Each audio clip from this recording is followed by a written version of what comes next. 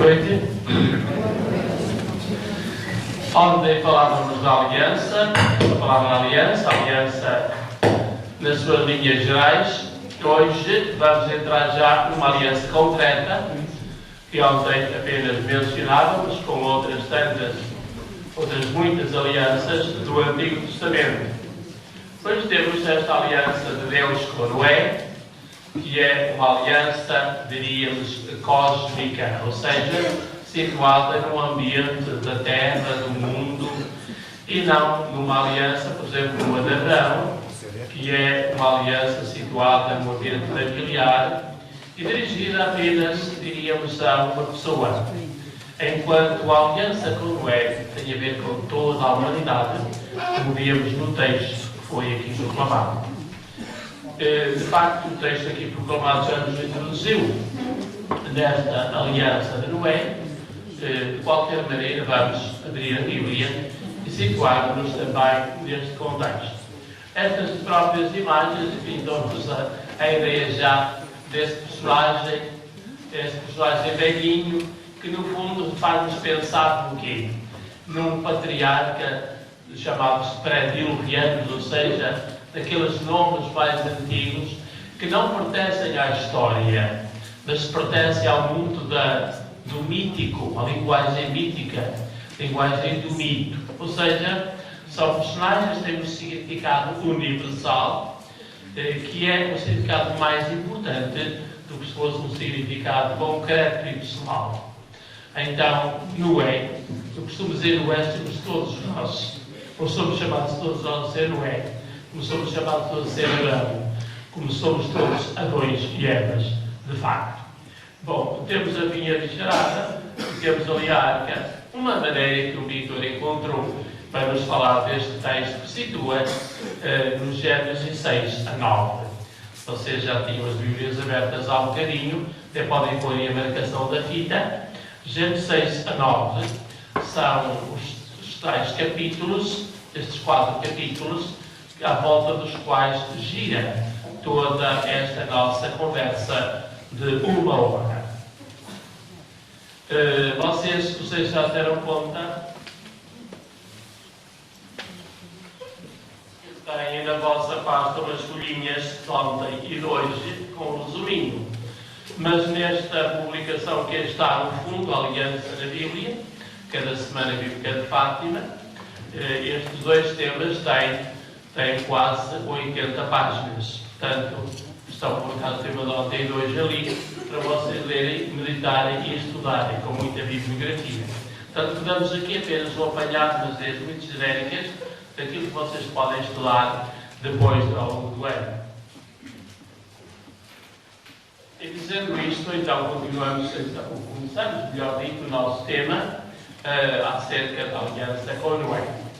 É chamado, portanto, estes capítulos 6 a 10, ou 6 a 9, até o fim do capítulo 9, sensivelmente, o chamado ciclo de Noé. Nós costumamos dizer que falamos do ciclo dos patriarcas. Temos assim o ciclo de Abraão, o ciclo de Jacó, o ciclo de Esaú. Assim temos o ciclo de Noé. Ou seja, são vários capítulos onde aparece o nome de Noé. Aliás, o nome de Noé começa no capítulo 6 e não de início e termina quase no fim do capítulo 9. Depois o nome de Noé vai aparecer poucas vezes. Ou seja, nesse ciclo de Noé, apresenta-nos um mundo sensível aos problemas ecológicos. O problema de Noé vamos discutir isto um bocadinho mais à frente. Todo este ciclo de Noé fala-nos da ecologia, ou seja, do mundo que era terrivelmente selvagem, podemos dizê-lo, mas que depois esta selvageria atingiu a Terra. O mundo era um mundo de tal maneira violento que Deus teve que fazer, diríamos, uma lavagem. Na minha terra dizia uma barrela, para dizer uma limpeza total, quando há muito lixo. O lixo que havia, como diz o autor sagrado, e nós podemos abrir o capítulo 6, o lixo que havia era o lixo da corrupção e da maldade. Reparem, no capítulo 6, versículo 5, o Senhor reconheceu que a maldade dos homens era grande sobre a terra, que todos os seus pensamentos e desejos tendiam sempre unicamente para o mal. Depois as pessoas se arrependeu de ter criado o mundo. Ou seja, o mundo era tão mau, que já não tinha conserto. Tinha tanto lixo, foi preciso lavá-lo, e com uma lavagem radical. Afogar tudo. Lavá-lo e lavar, para depois surgir um mundo novo. É um bocadinho aquela teologia também do Apocalipse, que não vamos aqui falar dela. Mas, de qualquer maneira, trata-se de um problema ecológico. A Terra ficou contagiada e contaminada com a maldade, com o pecado dos humanos. Se nós olharmos um bocadinho a nossa volta, nós notamos isso. A Terra está contaminada com o pecado dos humanos, sim ou não? Todos os problemas referidos à ecologia são efeitos do pecado dos homens que abusam do mundo para fazer dono dele. Quando o mundo não é o mundo dos homens. Este mundo é uma criação de Deus. E os homens é que estragam o mundo. Portanto, o problema da ecologia. Mas, por outro lado, faz-se muita guerra a este mundo, ecologicamente falando, e estamos numa situação semelhante à de Noé, àquela que Noé viveu. Bom, todo este problema do ciclo de Noé, que nos fala da ecologia, está relacionado com o tal dilúvio, com a aliança. Mas esta aliança, que é a primeira que aparece na Bíblia, a primeira que aparece no texto bíblico, não é propriamente uma aliança histórica. Ou seja, esta aliança colocada neste início da humanidade, estamos praticamente assim no início da humanidade, capítulo 6 a 9 do Gênesis, esta aliança colocada aqui não é uma aliança da história, como aliás o nosso querido Noé não é um personagem histórico, pertence ao mundo mítico. Porquê é que foi colocada ali esta primeira aliança? Como se fosse a primeira aliança que Deus fez com a humanidade. Porque os autores da Bíblia acharam bem que, nesta altura, Deus já queria construir um mundo em aliança com Ele. Esta aliança foi certamente muito posterior, é colocada pelos autores sagrados, os autores do livro do Gênesis, ali, nestes capítulos 6 e 9, para dizer que Deus quer um mundo em aliança. Um mundo em que a humanidade e Deus vivam em aliança. Por isso nós temos aqui assim um bocadinho a presidir este símbolo da aliança que está aqui na frente, que até, enfim, às vezes mete-se ali um bocado com as imagens projetadas, mas é uma aliança que não podemos perder de vista. Nós, humanidade e Deus, temos que viver em aliança, ou então perdemos o sentido da vida e tiramos o sentido ao mundo em que vivemos. Então o texto de dilúvio da aliança aparece aqui a primeira vez, mas é uma aliança a caráter universal, como já dizia há momentos. O contexto histórico que eu estava para dizer é o contexto do exílio. O povo de Deus, no século VI a.C., foi levado para o exílio. E os autores sagrados, os catequistas da Bíblia, refletindo sobre esse problema, sobre esse caos, essa decriação, vocês reparem que o problema de Noé, ou o capítulo 6 a 9 de Noé, está intimamente ligado aos primeiros capítulos da Bíblia, que são os capítulos 1 a 3, que são os capítulos da criação e da decriação. O primeiro capítulo é o da criação sacerdotal, o segundo capítulo é o capítulo já vistas também sobre a criação, e o capítulo 3 da Bíblia, do Gênesis, mesmo livro em que estamos, é o capítulo da maldade que o homem faz no mundo, na criação.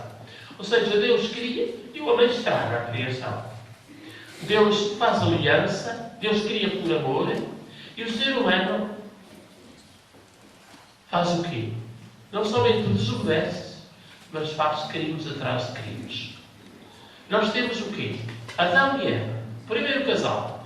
Como é que eles se apresentam? Desobedecem a Deus. E quem é que fazem os seus filhos? Quem são eles? Caim e Abel. O que é que eles fazem? Ou melhor, o que é que faz o Caim? Pior que já que os pais. Portanto, o mal vai aumentando, aumentando. E estamos no capítulo 4.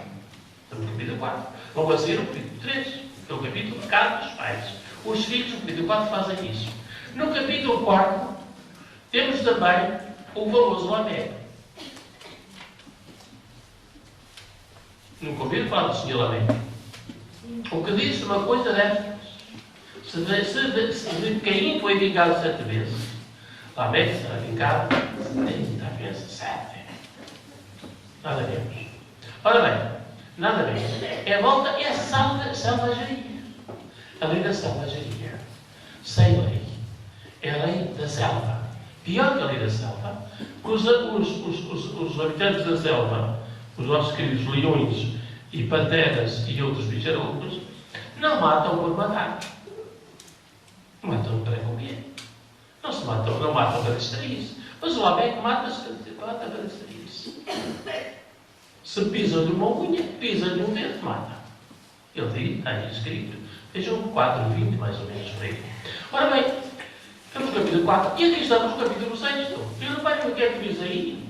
Que ele dizia um bocadinho, o Senhor reconheceu que a maldade dos homens era grande na terra.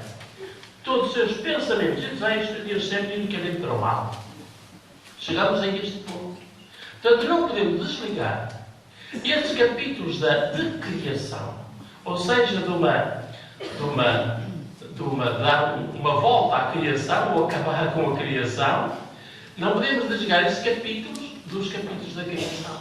Estamos sempre a tratar do mundo e da relação do homem que está no mundo com o seu Deus. Adão e Eva, Caim, por aí fora. E agora a humanidade inteira está toda ela pervertida, violenta, pior que os aliens da selva. E então é por isso que acontece o famoso dilúvio, a lavagem. Então este contexto que está aqui escrito, o contexto no exílio, estava eu a dizer, no exílio o povo estava assim num caos. Nós éramos um reino, tínhamos uma organização cultural muito engraçada, tínhamos o nosso templo, os nossos sacrifícios, os nossos sacerdotes. Aquilo é uma maravilha, estava tudo bem organizado. E veio a crise. Já ouviram falar da crise alguma vez? E veio a crise. Veio a crise. Já estão velhinha, reparem. E a crise foi a passagem do seu próprio país para o exílio para uma terra estrangeira, levados à força. Reparem que ao rei furaram os olhos. O rei Joaquim, não é? Está tudo escrito. O capítulo 2 dos reis. Ora bem, das crónicas, está tudo escrito aí. Era uma crise terrível. Uma crise, era um caos. Diríamos aquela organização, diríamos com palavras assim um bocadinho mais caras, cosmização de um povo bem organizado, no seu culto e na sua política, na sua economia até militarmente, tudo aquilo desabou. Foi uma crise terrível. Ficaram no caos outra vez. Parem que a criação, o próprio texto sacerdotal da criação, é um texto que fala um pouco deste caos. Trata-se de um caos de um povo que vive numa situação caótica, numa situação de morte, e eles pensam que isto foi devido aos nossos pecados. Isto foi devido a um povo inteiro tornar-se pecador. Portanto, este mundo que falamos aqui não é, os textos vocês leram, não é um mundo universal. É o mundo do povo. Começa tudo por aí, nessa reflexão que o povo faz, que os profetas fazem, acerca da sua situação naquele momento histórico do exílio. Um povo num caos, numa morte. Eles quase que desaparecem. Foi quase tudo. Ficou alguém. Alguém escapou. E esse foi personificado, esses poucos que ficaram, em Noé e a família. Então, diríamos, essa leitura de um fato histórico, para depois nos darem estes personagens que não são históricos, mas que os catequistas se aproveitaram para dar uma doutrina maravilhosa acerca do modo como nos devemos comportar no mundo, uns com os outros e, sobretudo, todos com Deus. Então, o contexto é o grande pórtico. O grande pórtico, a grande entrada da Bíblia, que são os capítulos 1 a 11. E porquê que dizemos os capítulos 1 a 11? Porque no capítulo 12, como vocês sabem, já é salteado, isto é o águio da Bíblia, não é? O capítulo 12 começa a história de Israel. Aqui já estamos na história. E o primeiro centro da história de Israel, temos o primeiro israelita, quem é? Abraão, claro. Abraão. Portanto, é neste grande pórtico, nesta grande entrada da Catedral da Bíblia, que nós situamos a nossa aliança de Noé. Mas é uma aliança histórica que passou para a pré-história. Ou que passou para a história. Não é? Uma altura em que ainda o Israel não existia. Então, por isso que vamos dizer muito bem, é uma aliança universal, em que todos estamos lá. Porque está a ser uma aliança com a humanidade, e não apenas com o povo de Israel, como ao menos referíamos aquelas grandes alianças, começando por Abraão até ao fim. Então são alianças com alguém do povo. Esta é a única aliança que não é com aquele povo, mas com a humanidade toda. Todos os seres humanos estão aqui incluídos nesta aliança. É a única que nos diz respeito diretamente também, não é? Então, o grande pórtico da Bíblia, da Catedral. Não se trata, portanto, do início da Bíblia, mas sim do início da teologia da aliança. Esta não é, diríamos, uma aliança, a primeira aliança, mas um modelo de aliança. Paradigma, um modelo de aliança. Esta não é a primeira, porque não foi histórica, porque não sabemos quando é que se fez. É uma aliança teológica, é um texto catequético sobre a aliança. Deus quer viver em aliança com todos os seres humanos, com todos os homens, com todas as mulheres. Pois todos estamos aqui, nesta aliança. Então, Israel estava no tal caos que já falávamos. A criação, que esta criação, este mundo é do povo, estava desfigurada.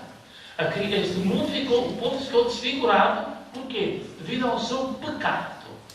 Foi por causa dos pecados, eram eles, que todas estas desgraças da crise do exílio aconteceram. A criação ficou desfigurada. Foi, repare, uma crise social, se quiser, religiosa. A crise de um povo passa por uma crise de caráter cósmico do mundo. A utilização dos velhos mitos do dilúvio. Eu digo isto porquê? Porque todo este texto do dilúvio, isto também serve muito bom para os catequistas esclarecerem, sabe? Quando falam do dilúvio, dizem, que o dilúvio universal, morreu toda a gente. Não se trata nada, absolutamente nada disto. Isso nem sequer existiu historicamente. Porque os catequistas fizeram uma catequese e nada mais. E fizeram uma catequese porquê? Porque eles tinham muitos dilúvios. Havia muitos dilúvios naquela altura, naquela zona, sobretudo do Tigre e Eufrates, do atual Iraque. Porque há ali dois grandes rios, que são o Tigre e o Eufrates, que quando há o degelo das neves lá do lado da Arménia, do sul da Rússia, do Cáucaso, ainda agora falam do Cáucaso e das Navários, por causa do atentado de Moscou. Aquela região muito montanhosa, até muita neve. Quando aquela neve derrete, aquilo é água, que vai tudo por aí abaixo. E então eram dilúvios e dilúvios e dilúvios. A Bíblia escreveu isto, mas ninguém sabia que havia dilúvios. Pensavam que este era o único dilúvio que existia. E no século XIX, começaram-se a descobrir nas cidades subterradas, pelos tais dilúvios, histórias escritas de 30 dilúvios. Viram? 30 dilúvios que se conhecem, que foram escritos em tabuinhas, foram escritos nas bibliotecas reais das cidades, histórias de 30 dilúvios. Mas muito tarde, é que isto foi aqui no nosso tempo que isto praticamente aconteceu, estes achados dos dilúvios, quando na Bíblia já nos fala há 3.000 anos, quase, deste dilúvio. Então, há muita confusão nas cabeças das pessoas, pensando que este é o único dilúvio que havia. Então, são velhos mitos.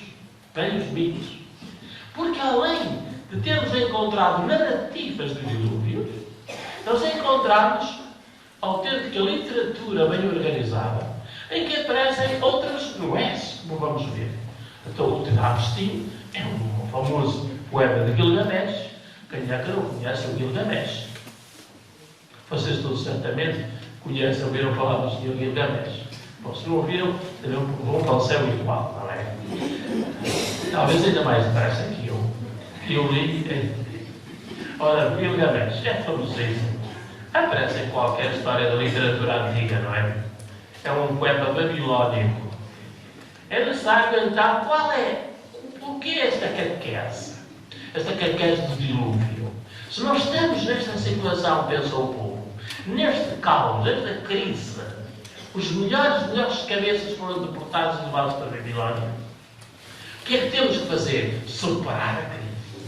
E voltar a fazer aliança com Deus.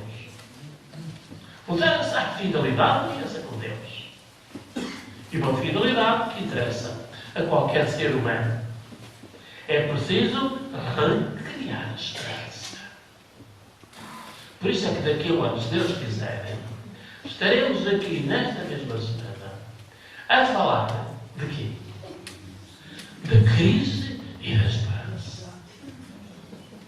Vai ser o tema da próxima semana bíblica. Já está bem publicada na revista bíblica. E agora para quem é que assina a revista bíblica? Tão pouco Egito. Eu vejo bem, eu não preciso duplicar as coisas, eu vejo bem.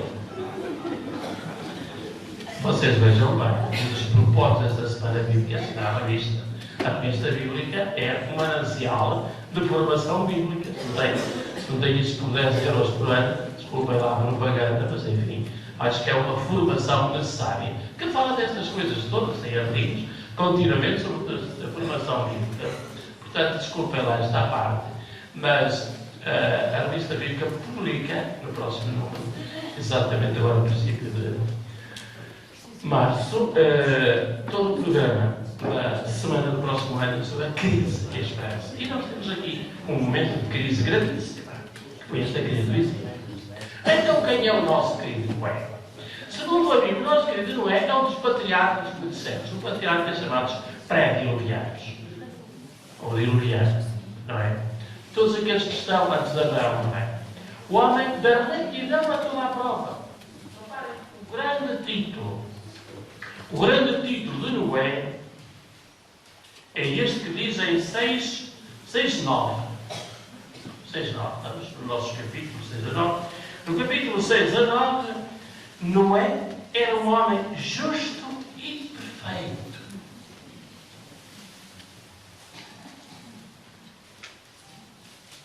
Tzadik v'tamim. São palavras fabulosamente importantes na Bíblia para definir quem é o nosso querido Noé. Um homem de uma retidão a toda a prova, traduziu Eli, para dar esta ideia das duas palavras que qualificam este personagem. Para fazer aliança com Deus é preciso ser reto e tamim, a toda a prova, uma retidão a toda a prova. Perfeito. Então quer dizer que é um apelo. Parem com os catequistas querem dizer isso. Que cada ser humano, cada israelita, cada membro do povo tem que ter estas duas qualidades. Justo e perfeito. E se ele for assim, está em aliança com Deus. Se esse é capaz de fazer aliança com Deus. Ele é também chamado, ele é o herói da história do dilúvio. E é um marinheiro. A arca, o que é? É um barco. A arca é um barco. E reparem que o dilúvio, este barco, esta arca de Noé, está feitinha, quase copiada do Gilgamesh e de outras histórias do dilúvio babilónico. Com umas medidas exuberantes, muito grandes, que não havia barco nenhum que pudesse, tão grande, não havia rio nenhum que pudesse com um barco daqueles. Mas enfim, assim é apresentado. Ele é um viticultor. No capítulo 9, ele é apresentado com aquele que fez a primeira vinha. É um modo de dizer a origem da vinha. Uma tradição engraçada e interessante. Foi colocado ali também, não é importante dizer isto, mas é colocado ali com outra intenção, sobretudo ligada aos filhos dele. Um não se comportou bem e pronto, é mais em relação aos filhos que ele aparece como viticultor para ver os copitos abaixo e depois aconteceu o que estava escrito. Depois também como pregador, reparem, bonito isto. Há toda uma tradição judaica que veio parar a 2 Pedro 2,5, está ali a tradição, aquilo aparece como pregador. Então, um homem justo e perfeito, naturalmente tem todas as qualidades para ser um grande pregador. Que não é o meu caso, claro. Eu estou aqui a pregar perfeito, estou aqui a ensinar um bocado. Um homem justo e perfeito tem que ser pregador. É a pessoa capaz e tem as qualidades necessárias para poder falar em nome de Deus às pessoas. Ela fez toda uma tradição interessante sobre o Noé acerca disso. O nome, não só assim umas curiosidades, não é? Também fica bem saber, mais que o Jeová que nos dizia ontem, que o nome em hebraico é Noá, e os ingleses ainda pronunciam assim. Bom, Noá, que tem é um verbo navá, que significa ser o resto. Ele é o resto. A teologia do resto é uma coisa muito bonita na Bíblia, não vamos aqui entrar no assunto, e Noé é assim como o resto. No meio daquela gente toda violenta e pecadora, ele é o resto. É um pequeno número. Ele e a família apenas que ficam fora daquela nuvem negra de violência e de lixo, de pecado. Por outro lado, significa também repousar. Repousou. O que é que isso tudo sugere? Sabendo a história do dilúvio, como é que vocês interpretam este repousar? Há alguns que aproveitam estes momentos numa cadeira boa para repousar. E estão a repousar. E não perdem, não fazem mal nenhum. Mas este repousar deve ser referido um bocadinho à arca. E por outro lado, à paz estabelecida depois com a aliança. Houve um repouso. Depois daquela batalha toda, diríamos, dos elementos da nuvem, da chuva, daquele dilúvio todo que matou a humanidade, depois de tudo repousou outra vez. A arca repousou e a humanidade toda repousou e continuou a sua vida para a frente.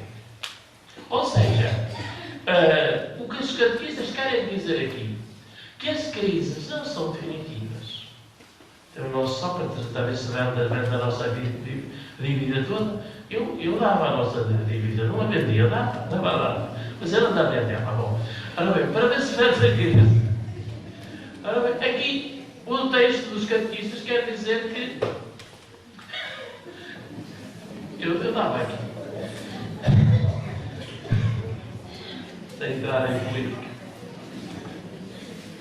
Queria eu dizer nenhuma, que os catequistas da Bíblia que fizeram este texto e estas catequeses quiseram dizer que a crise não é a última etapa. A última etapa, ou todas as crises, têm uma esperança.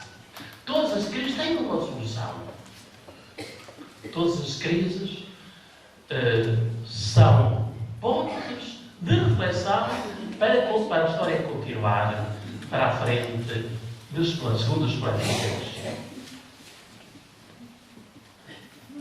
Então, os seus professora já agora estava a dizer que todo este texto de Noé, todo esse ciclo de Noé, tem os seus escritores antigos.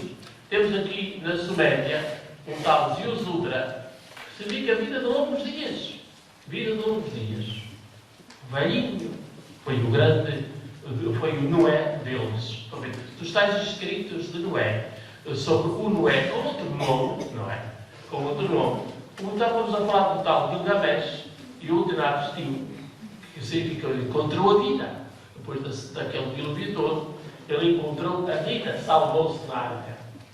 Noé é o visitado da primeira aliança explícita e Deus é o único agente do texto. Esta aliança de Noé, Deus é o único que fala, que age. O nosso querido Noé é apenas aquele que recebe tudo.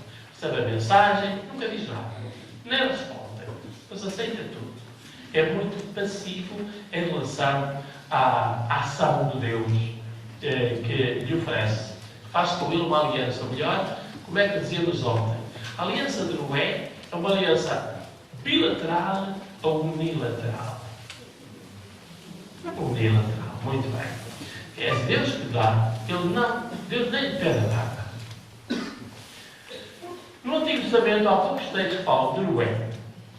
Vocês, qualquer concordância, qualquer coisita tem isto tudo. No Novo Testamento aparece nos dias de Noé. Quem é que sabe que passagem é esta nos dias de Noé? Onde é que isso se situa no Novo Testamento? Como iam fazer isto, mas eu aqui estou a ver a tal pregação, não é? Que Jesus faz, não é? Bom, ora bem, então seguimos em frente com outro tema mais importante, que é, então, o dilúvio é um contexto da aliança de Deus com Noé. Podemos dizer que este famoso dilúvio, que já temos falado bastante sobre ele, é o contexto. A aliança de Noé é a resposta, é a solução da crise que o dilúvio representa. A crise é o dilúvio, diríamos a morte de muita gente, e morria muita gente afogada. Repare que ainda agora acontece dilúvios no Brasil e na Austrália, temos todo seguido um bocado desses acontecimentos. Lá, aquilo, não havia meios, não havia helicópteros, não é? Para ir lá buscar as pessoas, porque era tudo vai ajudar.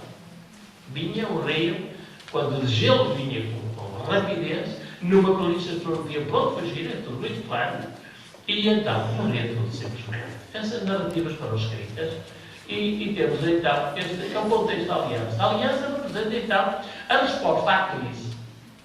E diríamos uma luz ao fundo do túnel para todas as crises da história humana. Diríamos que este texto é um texto paradigmático, um modelo de resposta às crises humanas.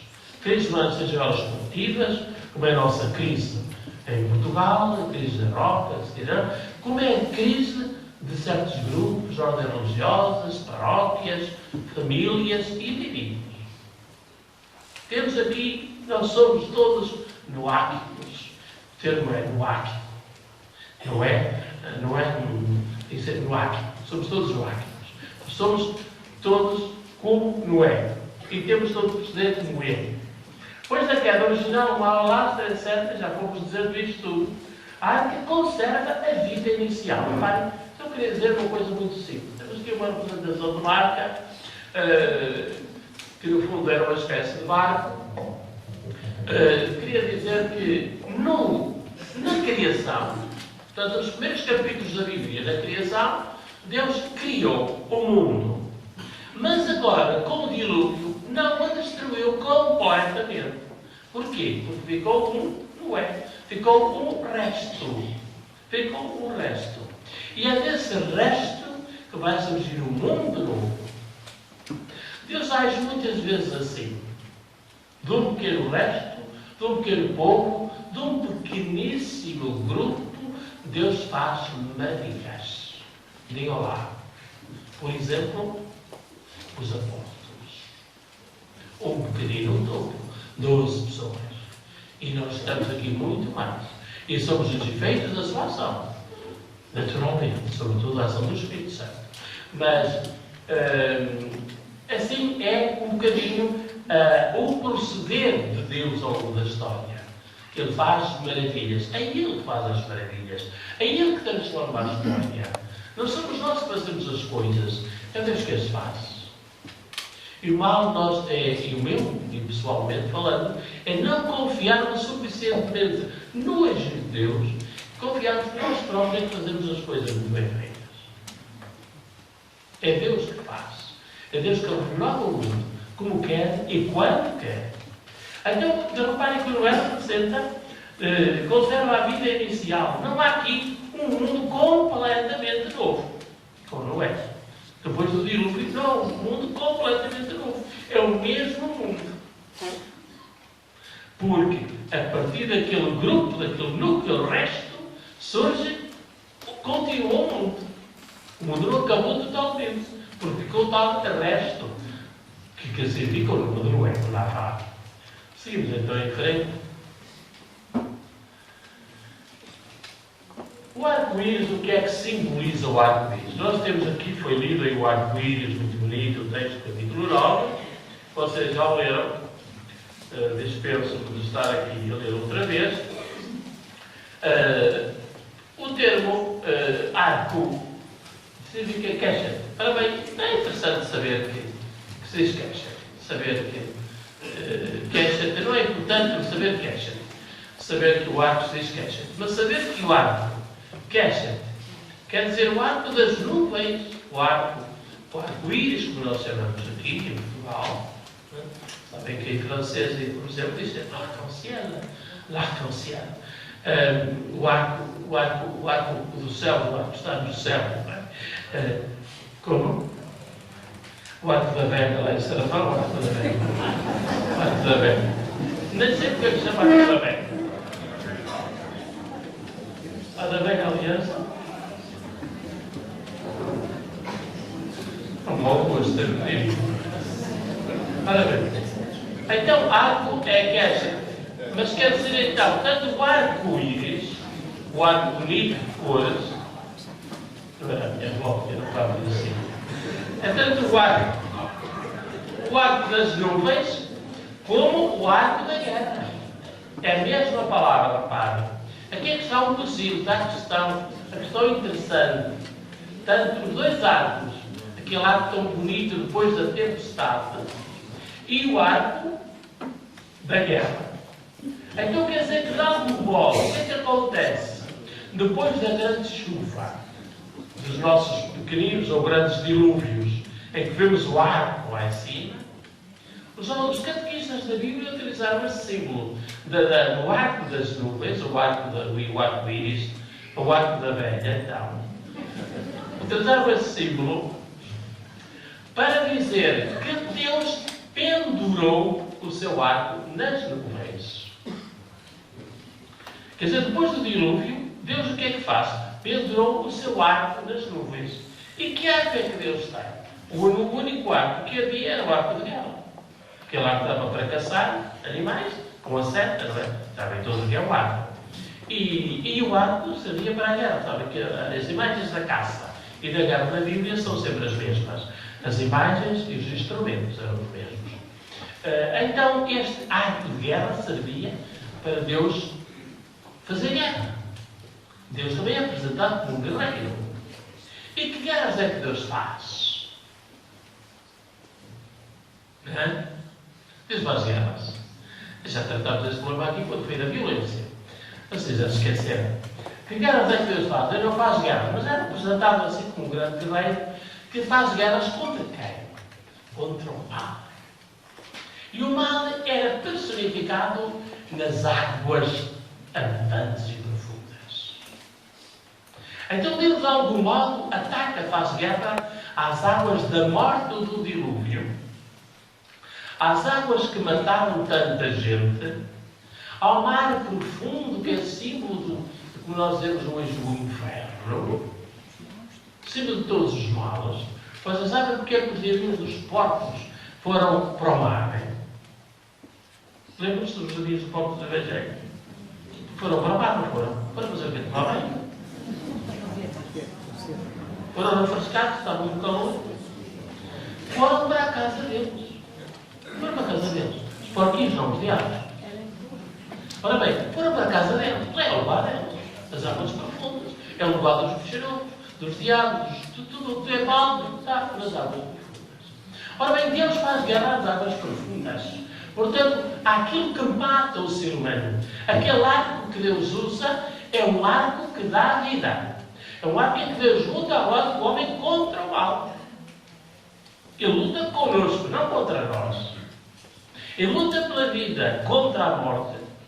E o seu arco não é o arco da morte, é o arco da vida, em favor da vida. Até ele pendura o seu arco nas nuvens. Mas há aqui uma outra interpretação.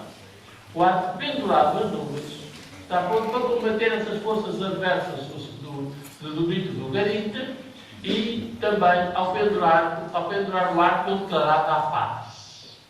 Há duas interpretações. Reparem que o dilúvio tem dois elementos ligados à paz. Então, quais são? Um já muito conhecido, que é a famosa a pombinha com o rabinho de oliveira. Não é? Quem fez 25 de Abril sabia muito bem, o ramo de oliveira não de todo lado. E depois temos o arco, dois elementos da paz. O arco pendurado. O guerreiro pendurou a arma, já não está em guerra. Duas interpretações. Ou fez a paz definitiva e pendurou para sempre, ou então tem-o lá pendurado, mas vai pegar nele para avançar, fazer outra guerra contra o mal, contra as suas forças da morte, que mataram tanta gente. Bonito isto, não é? Eu gosto muito, sei se vocês gostaram. A Arca de Noé. Então isto é um problema muito engraçado. Enfim, já disse que a Arca de Noé estava inspirada naqueles barcos dos poetas e escritores da Mesopotâmia e da Assíria, e Babilónia, que tinham tais 30 narrativas dilúvios com os seus heróis diluvianos. Não é? E, naturalmente, os heróis, para escaparem a tantas águas, que por acaso era o barco, ainda hoje é assim, não há outra maneira. O barco vem por cima e nunca afoga.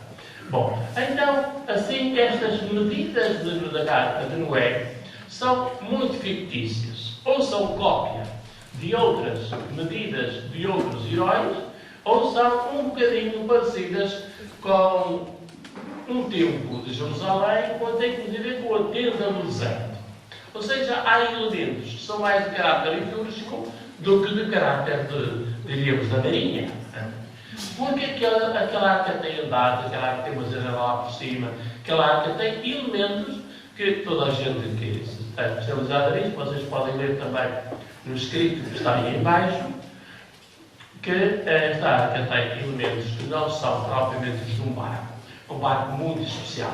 Mas também os heróis diluvianos, onde o texto está inspirado, tinham assim estas medidas fabulosas. Ouviram um barco no rio Eufrates, por exemplo, que eu estive lá o ano passado em julho, das margens do rio Eufrates. Aquilo é o Riacho, pouco é o Rio Ave, não é? Vai ao Rio Ave, é tão grande para o Rio Tejo. E, no entanto, naquele rio iriam meter um barco com 300 metros de comprimento. O barco do Tenor Destino tem 300 metros de comprimento. É impossível, onde é que vai querer lá o barco? Bom, estou a ver. Então, são medidas que não têm interesse especial, não são históricas. A aliança de Noé é o que nos interessa mais, é o que nos traz aqui. Eu digo ali que não usa, nós ontem falávamos do caráter brite, e vocês já sabem o que é caráter brite? Cortar uma aliança, fazer uma aliança. Aqui utiliza um verbo engraçado, interessante, que é instituir uma aliança. Estabelecer uma aliança, instituir uma aliança, o verbo uma. Ora bem, isto diz alguma coisa. Cortar uma raiz, estabelecer uma aliança. O verbo como está ligado a uma raiz, uma raiz significa firmar bem no chão, firmar bem. Espatar umas estacas profundas para que as coisas estejam bem seguras. Como? Ora bem, então digam lá, esta aliança, que é que dizem isto, desta aliança? Se Deus estabelece uma aliança destas com este verbo, não é uma coisa de caráter brito, como quem corta um animal. Aqui a aliança está bem fundada. está bem fundamentada, é instituída, passa a ser uma instituição, e não um facto, diríamos, normal, um facto assim, social, simplesmente, é uma instituição permanente, diríamos assim, entre Deus e a humanidade, e não apenas um facto, que pode acontecer aqui ou lá, por ver. Então, o próprio verbo hebraico já nos diz a importância que Deus estabelece. Eu sei que Deus vai dizer, e o texto que eu li há um bocadinho, nunca mais, este nunca mais, destruir a terra com o dilúvio, é um bocadinho provado este verbo como estabelecido, bem fundado, bem seguro, esta aliança na terra. Em todos os casos, exprime-se apenas o compromisso dele. É Deus que fundamenta este seu compromisso com a humanidade. Temos em frente com as características da aliança, talvez nos sejam mais necessárias e mais úteis. A aliança de Noé tem características muito importantes, bonitas. Ela é uma espécie de nova aliança. É uma espécie de, não é bem uma nova aliança, porque ela é primeira, mas implicitamente ela é uma nova. Porquê? Porque a aliança da criação, como já dissemos aqui, que a aliança de Deus com a humanidade já é uma primeira aliança. Adão recebe as mesmas ordens que, ou melhor, Noé, recebe as mesmas ordens que Adão. Vocês leram há um bocadinho. Está aqui no princípio do capítulo 9, podem abrir a Bíblia. Deus abençoou Noé e os seus filhos e sendo fecundos, multiplicai, enchei a terra. Sereis sabidos e respeitados todos os animais da terra, todas as aves do céu e todas as teias sobre a terra. Por todos os peixes do mar, põe tudo à vossa disposição. Tudo que se move tem vida, ser-vos dado alimento. Dou-vos tudo isto que já vos tinha dado das plantas verdes. Tudo isto está no Gênesis 1. Ou seja, tudo que é dito ao primeiro homem, é dito a este primeiro homem, que de algum modo o nosso querido Noé é também um primeiro, pois o dilúvio. Há uma espécie de recriação, embora não seja uma total recriação, mas ele funciona como um homem novo, uma nova humanidade vai surgir agora. Uma nova humanidade fundada numa aliança bem firme com Deus. Até finito. São quartos, bons. Eu fico sempre a perder. É uma aliança unilateral. Já dissemos o que é, não vamos insistir mais. Deus é que se compromete 9:9, está ali bem claro. É uma aliança universal. Também já dissemos, somos todos nós que estamos lá dentro. Todos nós estamos lá dentro. Somos e também. É uma aliança perpétua. Não fica só desta perpetuidade. Nunca mais destruir a terra. Nunca mais. Esta aliança de Noé é também, tem umas certas condições que eu pus atrás. Quais são as condições? Olha, não são nenhumas. As condições é aceitar a aliança. Deus não diz que vai retirar a aliança se ele falhar. Se é uma aliança eterna para sempre, nunca mais. É uma aliança sem condições, incondicional. Portanto, é um testamento, de algum modo, dizemos ontem. É uma aliança eterna para sempre, em que há um respeito profundo pela vida. Ou seja, este nunca mais, esta eternidade de uma aliança bem fundada, conversa como está fundado no respeito que Deus tem pela vida. E temos aí o texto 9:6, a quem derramar o sangue. Mas vamos ler todos, que isto é muito bonito. Este 9:6 é fabuloso. Eu gosto imenso deste versículo do 9:6. Até podíamos ler todos. 9:6. A quem derramar o sangue do homem, pela mão do homem será derramado o seu, porque Deus fez o homem na sua imagem. Termina aqui. Depois continua a dizer a mesma coisa, o mundo vai O mundo vai começar outra vez. É preciso receber as mesmas palavras que Deus tinha dito ao primeiro homem, ao primeiro casal humano. Todo mundo começa outra vez. É preciso com esta bênção. Deus abençoou Noé, e a bênção é uma dádiva de Deus ao ser humano que lhe dá o poder criador. A bênção na Bíblia está ligada ao poder criador de Deus. O ser humano recebe um pouco desse poder criador de Deus. Ter filhos, renovar a vida sobre a terra, é o poder de Deus. O poder de Deus não tem nada a ver com isto de matar os filhos no ventre da mãe. Não tem nada a ver. O ser humano está a contrariar a obra de Deus, a criação de Deus. Este texto é muito bonito. Porquê? Porque temos aqui uma lei. A lei contra o derramamento do sangue. Ou seja, a vida há de ser perpétua. Há de ser perpétua por parte de Deus.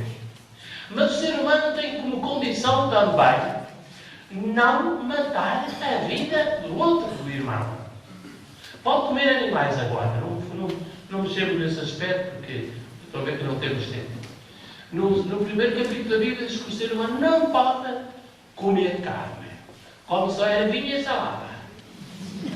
Faz muito bem aos intestinos. Porquê? Porque o ser humano tem que ter um respeito infinito por todas as manifestações da vida e tem que fazer deste mundo um lugar de uma paz universal e total entre homens e animais, toda uma paz universal. Como cria São Francisco, como diz Isaías 11, como diz a Bíblia, uma paz total, nem sequer se mata o animal, nem o animal mata o homem. Isaías 11, aquele texto maravilhoso. Aqui o ser humano já pode comer o animal. Como é um ser violento, até Deus diz, olha, então come lá o animal. Descarrega a tua violência, mas não a descarrega sobre o teu irmão. Porque se tu descarregas a violência sobre o teu irmão, o que é que vai acontecer? Que os outros irmãos dele vão te matar a ti. E a violência continua outra vez, e é preciso outro dilúvio. E para não haver dilúvio, e para acabar a violência toda, tem que agora acabar a violência de uma vez por todas. Por isso é que esta poesia que está é muito bonita. Isto até em hebraico é uma poesia pura, vocês podem lê-la e ver a cadência aí vê-se no que eu escrevi mais do lado. Ora bem, vamos ver um bocadinho da teologia das ideias que tiramos daqui. Período da violência humana, já dissemos. A salvação do homem é a salvação do mundo. Ou seja, não podemos salvar o mundo sem nos salvarmos a nós próprios. Mas quando nos salvamos a nós, salvamos o mundo. Ou seja, quando nós seguimos a palavra, o plano de Deus para o mundo, nós já estamos a salvar-nos a nós e a salvar o mundo. Ou seja, entre o ser humano e o mundo em que ele vive, há uma osmose, há uma influência recíproca. Nós temos influências do ambiente em que vivemos, mas o ambiente em que nós vivemos recebe também influência nossa. E vejam se, numa sociedade minimamente organizada, como é que estão as cidades, como é que estão as casas, e numa sociedade ainda não cosmizada, ou cosmicizada, um mundo em caos, um terceiro ou um quarto mundo, como é que estão as cidades, como é que estão as casas, aquele lixo todo. Estão a ver? Então, o ser humano ainda não se salvou aí para salvar o mundo. Não tem cultura ainda, não está preparado para salvar o mundo. E por isso ainda estraga o mundo. Onde se estraga mais o mundo é nos países mais atrasados, normalmente.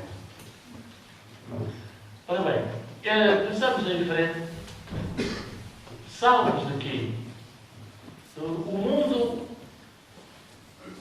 Que pecado cometeu a humanidade no dilúvio? Bom, é todo pecado que contamina o ser humano, contamina o mundo, como eu estava a dizer.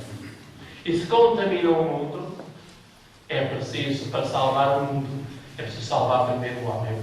pôr o ser humano a viver segundo os planos de Deus. E é vivendo segundo os planos de Deus que o mundo também será salvo. Onde está a violência? Cada um que veja onde é que está a sua própria violência. Conclusões. A aliança de Noé com o nosso tempo. E temos a ecologia. Um texto de ecologia maravilhoso da Bíblia é este.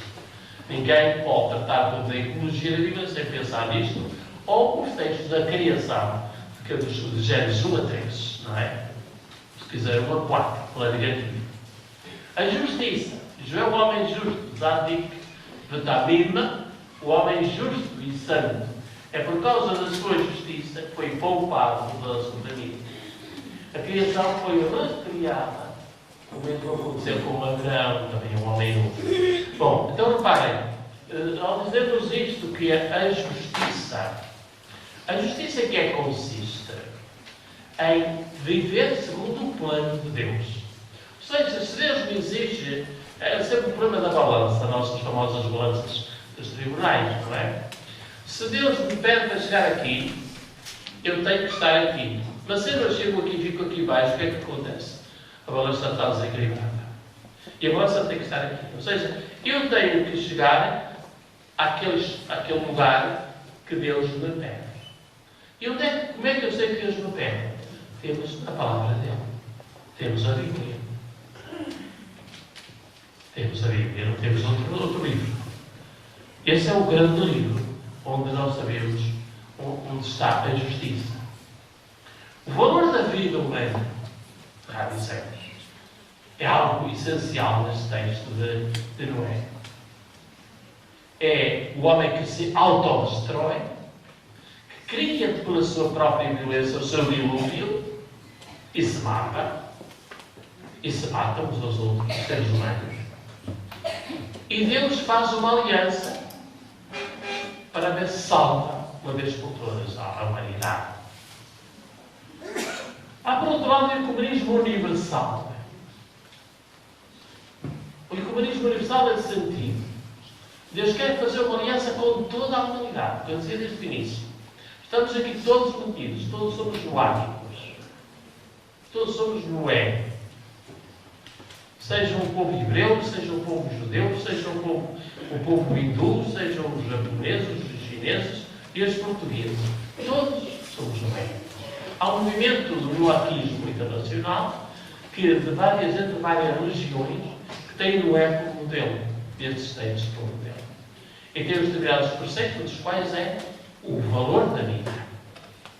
Respeitar a vida do outro. E respeitar o outro. Há uma imagem também, por outro lado, muito positiva de Deus.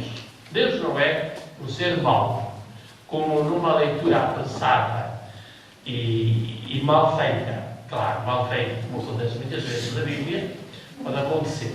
Deus matou tanta gente. Deus mau abriu a sua porta lá de cima do céu, puxou a janela que estava arrumada lá de cima, não é? Segundo o idealismo, o ideal da criação que ele seguiu na cabeça e matou, afogou aquela gente toda. Então Deus mau. Estão a ver? A explicação que demos vai exatamente no sentido oposto, sobretudo pela ideia de quê? De que ele é contra a violência e o seu arco, que é uma ação positiva em relação de Deus luta no nosso lado contra o mal que destrói a vida, contra as águas da morte e, sobretudo, a aliança que faz connosco, jurando Ele próprio que nunca mais isto vai acontecer. Ele está ao nosso lado na luta pela vida. Mas nós, os seres humanos, continuamos a dar cabo da vida e dar cabo do mundo. Temos este prazer. Não há nada mentira. Olhando-se um bocadinho à nossa volta, às vezes, parece que não nos matamos assim, mas enfim, vamos-nos picando de uma maneira ou outra e tal, quer dizer. Para o Noé dar-nos um ideal completamente diferente da imagem do homem e da imagem de Deus. Um Deus que tem no arco do Pai no seu documento. Nós ontem falávamos do documento da aliança, não é? Lembram-se de alguma coisa de ontem? Falávamos que a aliança era escrita num documento. Qual é o documento da aliança de Noé? Que Deus vai expor Noé? Qual é o documento onde está escrito a aliança? É o arco. O próprio Deus diz, quando eu ler o documento, quando eu vir o arco, é Deus que vê. Lembra isto aí, foi lido cá. Quando eu vir o documento, eu vou lembrar e salvar os seres humanos. E não permitirei que sejam mortos, afogados, mais uma vez. O valor contemplativo da natureza é bonito. O São Francisco tem aqui todo o seu papel. Louvado sejas, meu Senhor, pela água, pela floresta, pelo fogo, pelo rio, por tudo, por todas as tuas criaturas. Valor contemplativo da natureza. Eu digo muitas coisas bonitas, vocês olharem para aí, a posição de quem vai ao fim de semana dar um passeio. Uns vão para fazer lixo lá no meio da natureza. Deixam lá os sacos de plástico, os guardanapos, onde comem lá. Os ossos de frango também ficam para espalhar. Outros vão poeticamente para contemplar. Que bonito é esta branca, no alto do monte, até se vê o mar lá embaixo. E nós, como é que também devemos ir? Louvado sejas, meu Senhor, por esta beleza toda. Louvado sejas, meu Senhor, como dizia São Francisco. Esta é a atitude fundamental de um cristão em relação à criação de Deus. Depois, a terra no caso do homem. Espaço vital, estou a ver, é uma ideia muito importante. Então, não há oposição nem separação de criação e salvação da natureza e graça. Bom, vocês leiam isto, está tudo ali escrito. Eu ter ali umas 40 páginas sobre esta belíssima aliança de Noé. Podem adquirir isto para a vossa formação. É urgente a formação. É urgente conhecer a palavra de Deus. Mas o que é que vamos fazer? O que é que temos que fazer? Também está aí embaixo o documento do Papa. O documento que saiu há pouco tempo, de 16, sobre a Bíblia. Vocês vêm uma semana bíblica sobre a Bíblia e fazem-me adquirir esse documento fundamental. Para mim é o mais importante documento da Igreja, depois da Iberna, depois do Concílio Vaticano II. Nós tivemos outro documento, propriamente bíblico, do Papa João Paulo II.